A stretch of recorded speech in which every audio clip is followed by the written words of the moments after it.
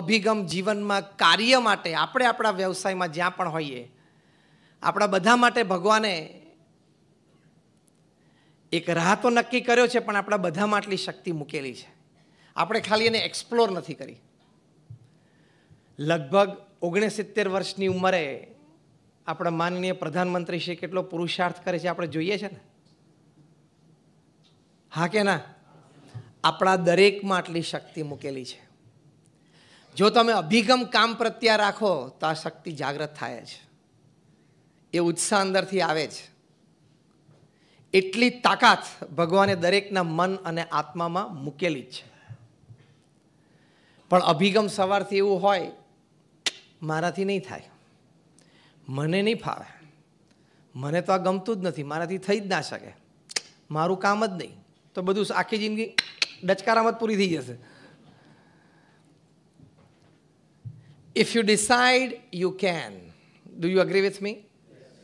If you decide, you can. As simple as that. પણ એમાં નીતિમત્તા, પ્રામાણિકતા એ કોઈ દિવસ ચૂકવી નહીં.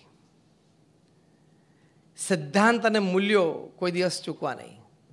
તમે વેપાર ધંધામાં ખોટું કરશો તો આજે નહીં તો કાલે, અને કાલે નહીં તો પરમ દિવસે પ્રશ્ન આવશે, આવશે, આવશે. કારણ કે કર્મનો સિદ્ધાંત પૃથ્વી ઉપર 7 અબજની વસ્તીને લાગુ પડે છે. એ હિન્દુ ના હોય ને તો એને લાગુ તો પડે છે, કારણ કે કર્મ તો કર્મ જ છે.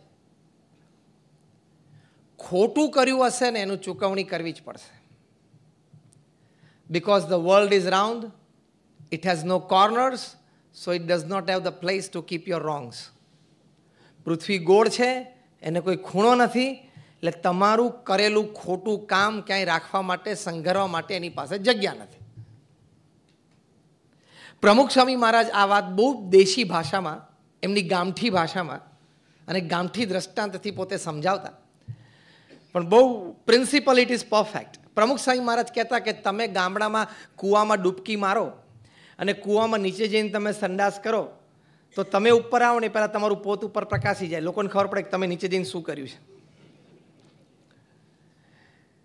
એમ કંઈ પણ ખોટું અંધારામાં પણ કર્યું હશે ને એ બહાર આવશે જ. એ પૃથ્વી પર સિદ્ધાંત છે. છાશમાં માખણ દેખાતું નથી, પણ વલોવો એટલે છાશમાંથી માખણ ઉપર આવે જ. એમ આખી પૃથ્વી વલોવાય છે, ફરે છે ને, એટલે બધું ઉપસી ઉપસીને બહાર આવવાનું છે. એટલે એક પૈસો પણ અણહકનો ખોટો લીધો હશે ને એ આજે નહીં તો કાલે ચૂકવવો પડશે. તમારે નહીં તો તમારી પેઢીએ ચૂકવવો પડશે. આ જન્મે નહીં તો આવતા જન્મે ચૂકવવું પડશે. પણ you have to pay it. એ કર્મનો સિદ્ધાંત છે. એમ આઈ રાઈટ ઓર રોંગ? એ કર્મનો સિદ્ધાંત છે and it applies to 7 billion population. 7 અબજની વસ્તીને બધાને લાગુ પડે છે. એટલે નીતિ નિયમ અને સિદ્ધાંત સાથે ચેડા નહીં કરવાના. તમે ઇલેક્ટ્રિક એન્જિનિયર હો ને 35 વર્ષથી ઇલેક્ટ્રિકલ એન્જિનિયર તરીકે નોકરી કરી હોય અને મહારાષ્ટ્ર ઇલેક્ટ્રિસિટી બોર્ડના ચેરમેન બન્યા હોય ને તો એ હોશિયારી મારીને પ્લગમાં આંગળી ના નખાય. સીધો સિદ્ધાંત છે ને.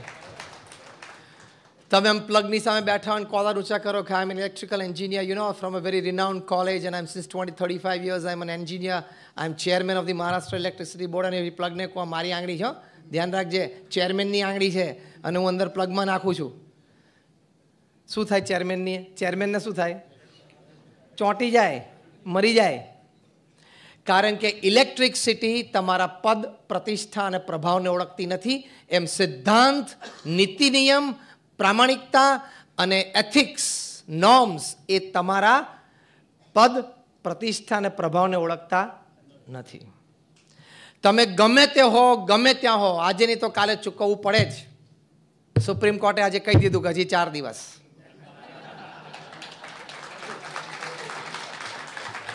સિદ્ધાંત તો સિદ્ધાંત જ રહે છે. ઇલેક્ટ્રિસિટી સાથે ખેલ કર્યો એટલે ચોંટવાનો વારો આવે જ. If you play with electricity you have to pay. તમે ઇલેક્ટ્રિસિટી સાથે રમત કરો તો કોઈક દિવસ ચોંટી તો જાવ જ. અને કાયમ બધા પાસે સત્તા તો રહેતી નથી. સત્તામાં આવ્યા પછી જોર ખોટું કર્યું હોય તો સત્તા જાય ત્યારે પ્રશ્ન તો થાય જ. લાઈનમાં છે બીજા 2-4 જણા? થવાનું જ છે. તો નીતિ નિયમ અને સિદ્ધાંત સાથે ચેડા કરીને પૃથ્વી ઉપર કોઈ સુખી થયું નથી અને થશે નહીં. પ્રથમ ધર્મ આ છે.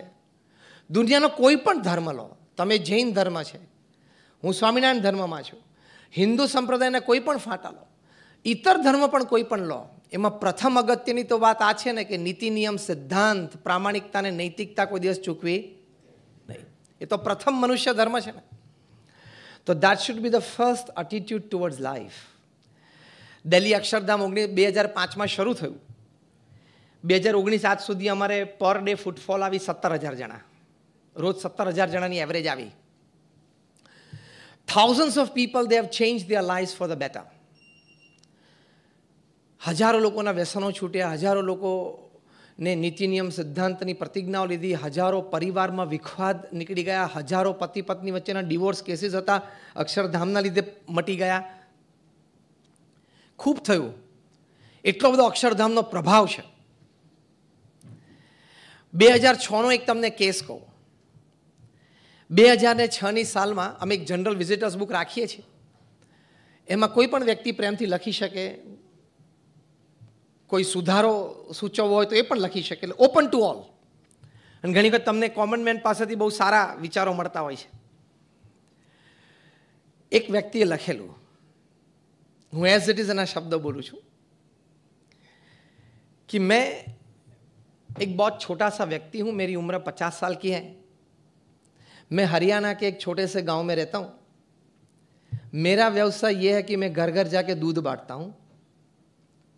हमारे गांव में कोई 70-80 घर है. हम 3 दूध वाले हैं. रोज सुबह साइकिल पे दूध के कैन लेके घर घर जाके दूध बांटता हूँ. नहीं, गामडाમાં સાયકલમાં દૂધના કેન લઈને જતા હોય, લૂઝ મિલ્ક આપતા હોય. मेरी 50 साल की उम्र में मैं दिल्ली सिर्फ 2 बार आया हूँ. एक बार कोई हमारे गांव में कोई बड़े घर में शादी थी तो मैं बारात में आया था, कारण कि आ तो सामान्य मानस मोटा शहर में तो बेचारा गया ना हो. और दूसरी दफ़ा लोगों ने कहा चलो अक्षरधाम देखने के लिए चलते हैं, इसलिए मैं आज आया. यहाँ अक्षरधाम में भगवान स्वामीनारायण के दर्शन किए, प्रदर्शनी सब देखी, बहुत प्रेरणाएं मिली. तो आज से मैं प्रतिज्ञा लेता हूं कि मैं अपने दूध में पानी नहीं डालूंगा. आवा प्रसंगो अक्षरधामમાં સેંકડોની સંખ્યામાં બન્યા. મારે ખાલી એટલું કહેવાનું છે કે આ પ્રસંગ સાંભળીને તમે બધા પોતપોતાની ઓફિસમાં જે પોતપોતાનો ધંધો કરો છો એ દૂધમાં પાણી નાખતા નહીં.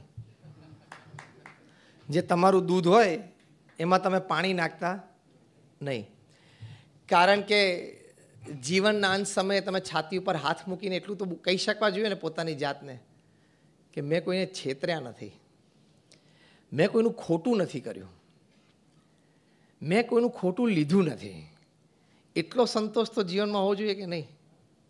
આત્મકલ્યાણ માટે આ પ્રથમ મોસ્ટ ઇમ્પોર્ટન્ટ ફાઉન્ડેશનલ સ્ટોન છે.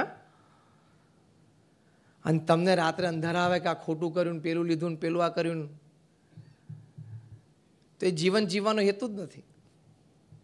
રાત્રે 12 વાગે બધા રોડ સુમસાન થઈ જાય ને એટલે બધા કૂતરાઓ રોડ ઉપર આવતા હોય છે, જોયું છે ને? પછી એ લોકો ઝઘડે ને ભસે, અડધા રોટલા માટે ખેંચતાણ થાય. એને એક્ઝેક્ટ 12 કલાક પછી બીજે દિવસે બપોરે 12 વાગે ઓફિસમાં 3-piece સૂટ અને ટાઈ પહેરીને આપણે પણ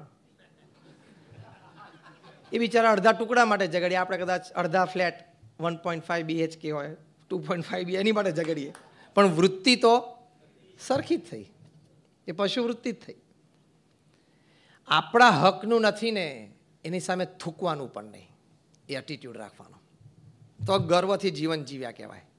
તુલસીદાસજીએ રામાયણમાં લખ્યું છે, પરધન પથ્થર માનીએ. કેટલા સરસ શબ્દો છે. પરધન પથ્થર માનીએ, કે જે ધન તમારું નથી ને તમારી માટે પથરા જ છે. આમ કરોડો રૂપિયા પડ્યા હોય તો આપણી નજર જાય છે નહીં, થૂકીએ નહીં, આપણું થૂક બગડે. કોકની પ્રોપર્ટી હોય ને કોકના પૈસા હોય, એમાં પડાઈ લેવાની વૃત્તિ ને એમાં નામ નંખાઈ દેવાની વૃત્તિ ને એ કંઈ માણસાઈ નથી. એટલે અભિગમ આવા સ્પષ્ટ રાખવાના. કોઈ પણ ધર્મમાં આપણે હોઈએ, ethics is the first attitude. તો આ અભિગમ કાર્ય પ્રત્યેનો